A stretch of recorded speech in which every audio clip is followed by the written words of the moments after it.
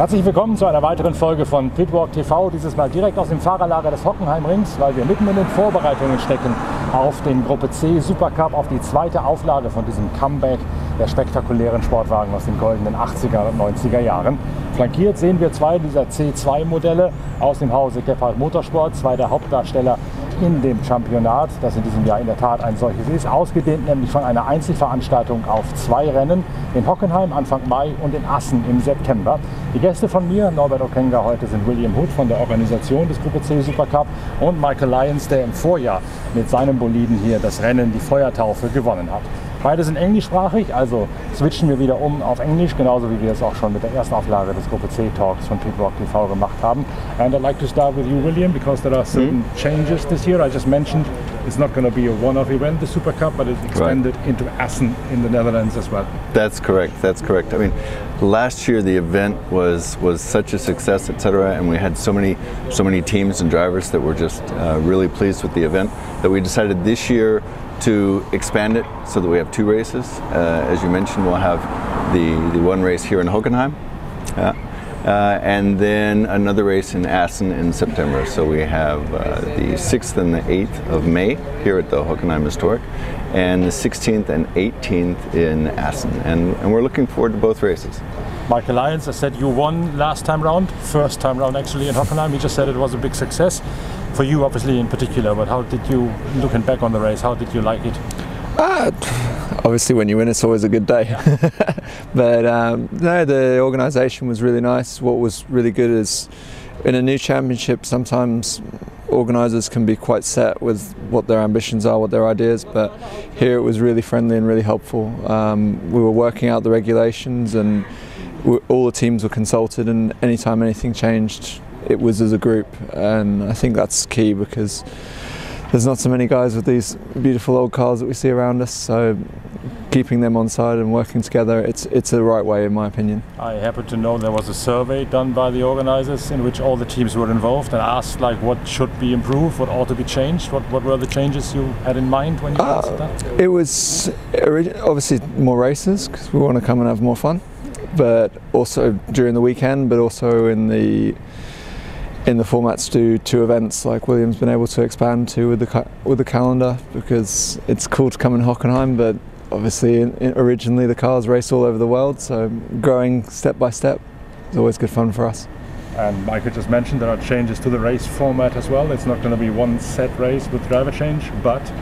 Correct. I mean, as you mentioned, after the race we did a debrief. We sent out a questionnaire to all the teams and said, okay, what did you like? What can we improve on? You know, what would you like to see next year? And some of the response that we got influenced our decision to say, okay, we're going to change the times. We're going to increase it to two races on the weekend. So we're going to have two tests, one qualifying and then one race Saturday afternoon and another race Sunday afternoon, which will give the teams and the drivers more track time, and of course the audience more time to enjoy these beautiful cars. But there is still going to be two drivers per car if the owner so chooses? Correct. We have the possibility of saying either one driver which will drive both races, or if we have two drivers, then we have to make sure that both drivers qualify in the 30-minute qualifying, and then one driver will drive on Saturday and the other driver will drive on Sunday. So there is no pit stop anymore in the races? That is correct. That's one of the major changes, and one of the major requests from last year is they were like, okay, you know, we want more driving time, etc.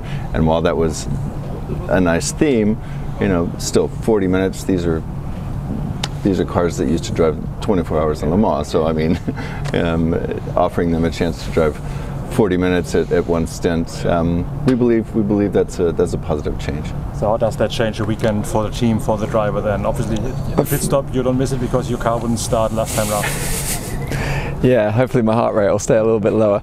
No, it's from the team side, it's a big advantage, you know, because they're old cars. They take a lot of work to look after, to prepare them to the best standard and to get reliability. In period, they were always challenging, so if you have a bad session, it doesn't destroy your weekend. You know, you've got a second race. If you have a bad first race, if you have an issue in qualifying, you can race your way back up to the front. So it's for the enjoyment for the participants. I think it's a big step forwards. And also you've got more laps where you're racing, where you're going to do it. If you have a long qualifying and you set a really good time early in the session, you're going to sit there for a lot of the session. The spectators aren't going to see the cars on circuit. Whereas this way, you're encouraged to be on track more and do more racing mileage, which is what gets us out and going around. So I was going to ask exactly that. Qualifying was, I think, an hour long, if I remember, from last year, and there was a lot of dead air in between because there was a lot of waiting and when to go back out again. Do you need 3 sets of tires, or 2 sets of tires, like you've used, or can you do it in half an hour, 1 set of tire, off you go? Well, we actually did the weekend with 1 set, but many others didn't, though. No. It's one of those, the more tyres, the faster you go, it's an advantage, but I'd love to have more sets. But for us, the reason we went on track very much was you were fuel limited, and so it was a bit of a gamble, a bit of a calculation. Okay, how much work do we need to do? How many laps are we going to do in the beginning of the session to make sure we have the setup right? And then you don't want to have too much fuel and too much weight in the car for the end of qualifying when you have the new tyres on. So there's balance of the weight, but also by regulating, making qualifying shorter, you don't have this problem so much. And for the team's point of view, we don't have to think about whether we can be refueling safely in sessions or not, because at that point we were limited by regulation not being allowed to refuel, which meant that we had to control our running. So it's simpler all the way around. And it's still a lot of effort, as you say, to make these cars fast and reliable. I was impressed, because I've never seen a Historic Group C race before, I have to say.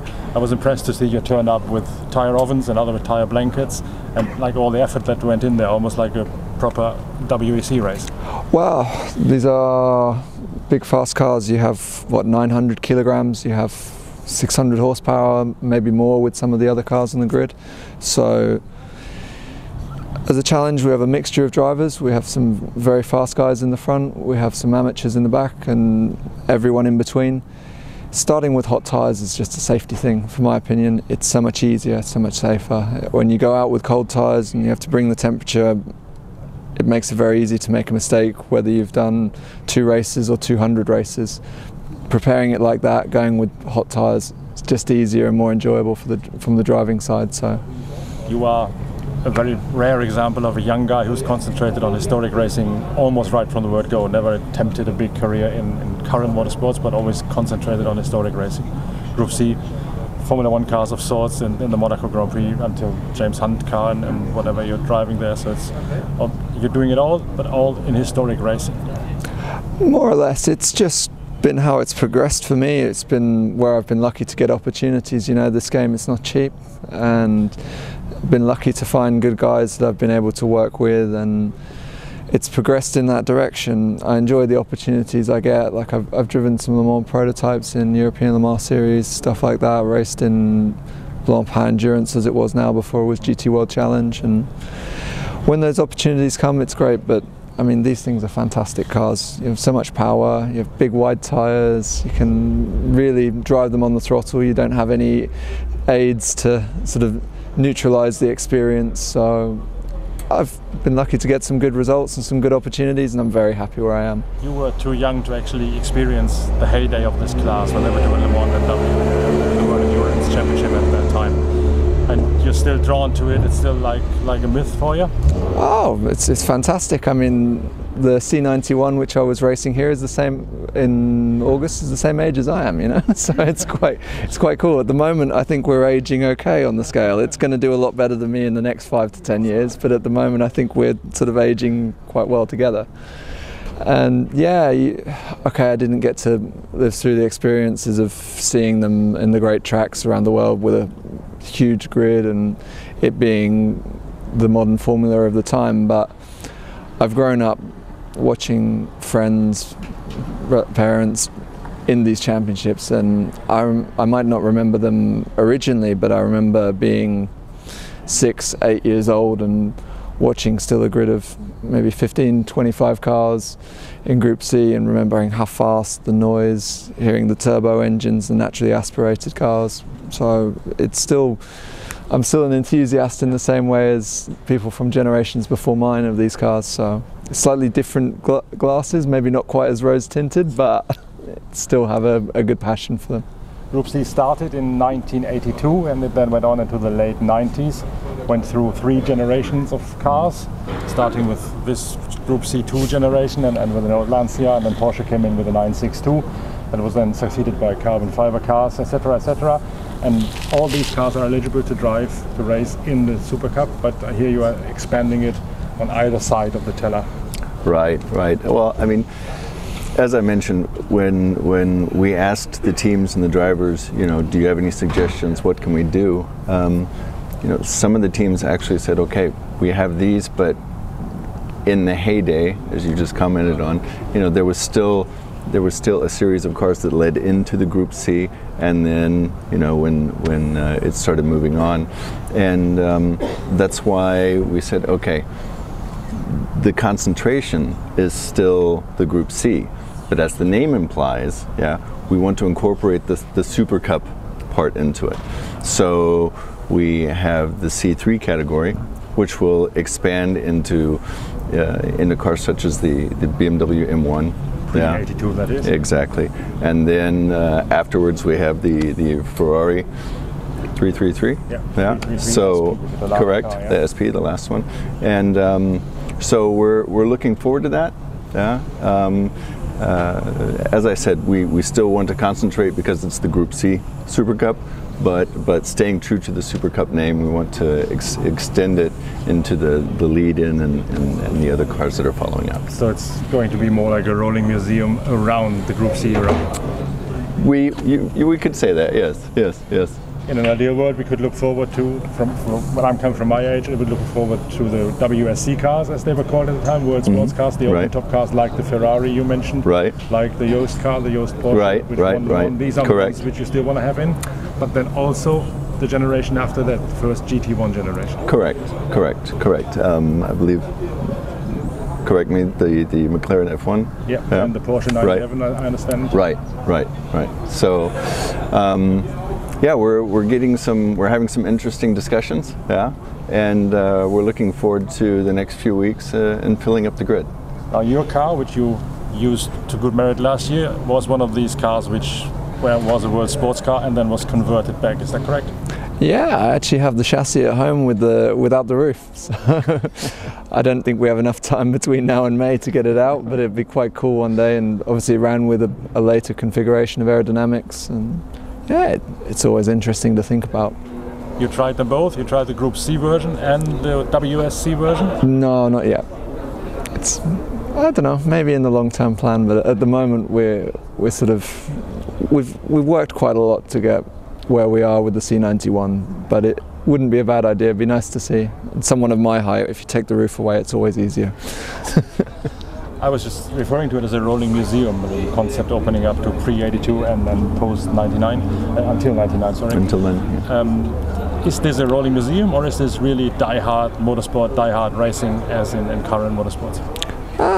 You know, last time we were here we had some very quick drivers in the front. Obviously Mr. Werner was with the C2 car, was very close, and we had the Jaguar as well with a professional driver, and so it's still racing, you know. But the great thing is you don't have to be coming to historic motorsport trying to win every race. It's about the passion. You know, when you open the grid up to a bigger age range, you're going to have a car which you could put the fastest driver in the world in the car.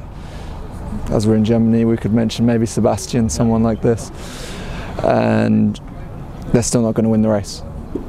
But it's a pleasure to see someone drive a car like that. Say the M1 is, for example, it's never going to be a good competitor for my C91 or say the C11 Mercedes, but to see the M1, the fire coming out the back, really late on the brakes, moving on the traction, it's a nice thing to see. Doesn't matter that it's not on the front row of the grid because it's being beaten by superior cars. And you also get that nice mix where you have faster drivers in slower cars, and then you have battles with maybe lesser experienced guys in faster cars, and it makes for good racing because you get a difference in speed in different corners, different areas. So I think it's a good thing, so and it adds, yeah, there's a level for everyone. So just tell us briefly what to expect then come May. Well, I mean, a very exciting weekend. I mean, it's because it's not just our Group C Supercup, the Bosch Hockenheim Historic. You mentioned the rolling museum. I mean, there's so many classes that are going to be here on that weekend. But as far as our Supercup goes, we have beautiful Group C cars. Just hearing them come down the straightaway, when the turbo starts whistling, it's always amazing. And we're just looking for a great weekend for drivers and teams and spectators alike. Michael Lyons, last year's winner of the Super Cup, hopefully back in action this May and in September in Assen, and William Hood, Organizer of the Championship. Thank you very much for joining us. Vielen Dank, dass ihr dabei gewesen seid. Wir sehen uns also Anfang Mai beim Supercup-Rennen hier auf dem Hockenheimring. Bis dahin, tschüss, danke fürs Reinschauen. Euer Norbert Ockenga.